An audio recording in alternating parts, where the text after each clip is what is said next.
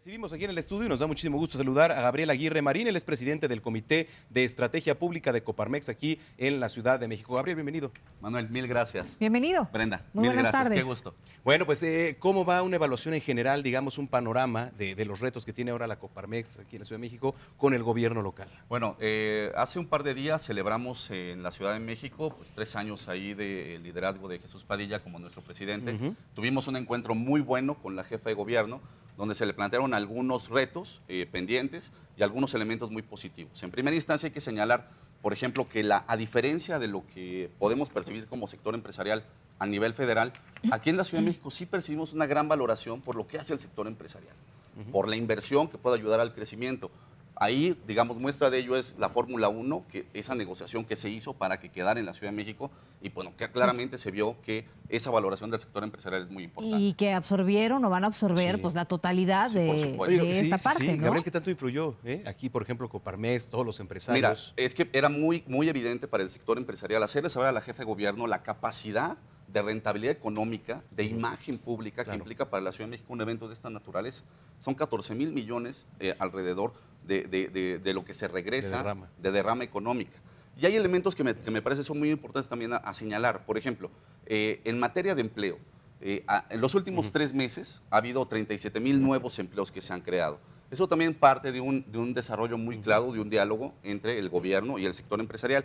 Y otro elemento que me parece muy importante en lo positivo tiene que ver con esto que está haciendo la Agencia Digital de Innovación Pública. Son una capacidad de generación de nuevos procesos de mejora regulatoria, de nuevos procesos que implican una data abierta muy precisa, que nos puede ayudar realmente a identificar qué va bien y qué va muy mal, ¿no? Claro. Y ahí es donde viene la parte de los retos, ¿no? Lo que vemos en el sector empresarial, que está ya muy complicado, es el tema de la inseguridad, ¿no?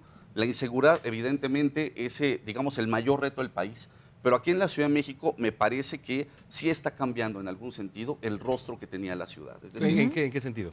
hay muchos elementos. Por ejemplo, se ha señalado que por lo menos en el último mes hubo 152 homicidios dolosos. Y para poder empezar a medir esto hay que medirlo de manera adecuada. Es decir, ¿qué ha pasado de enero a julio para poder identificar en qué estamos? Y para compartir con tu auditorio, podríamos decir que de enero a julio ha habido más de 1,047 homicidios dolosos, lo que implica un 13% de aumento en este tema.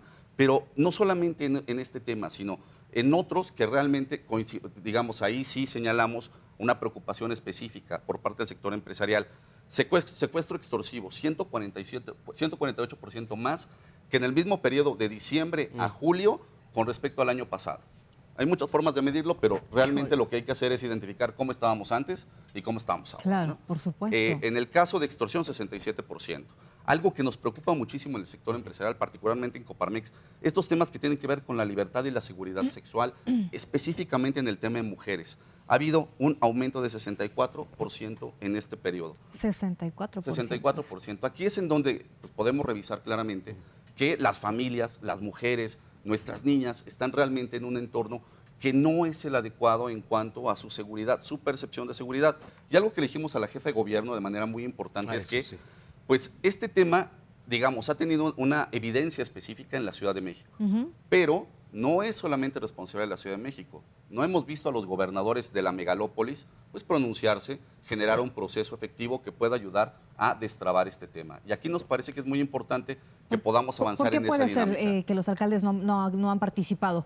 ¿Será falta de conocimiento del tema No, o me parece que están nadando de a muertito, literal. Estamos hablando de los gobiernos estatales que, bueno, sabemos hoy que hay casos de extorsión, de secuestro, pues se los llevan al Estado de México o a Morelos, y no hemos visto que recaiga todo este peso de la opinión pública en lo que ha hecho, por ejemplo, la jefe de gobierno, que hoy, bueno, el día de ayer tuvimos claramente ya algunas acciones que pretenden revertir de alguna manera lo que está pasando en materia de seguridad pública. Y el otro elemento ahí, digamos, para considerar en cuanto a los retos, tiene que ver con el tema de la inversión pública.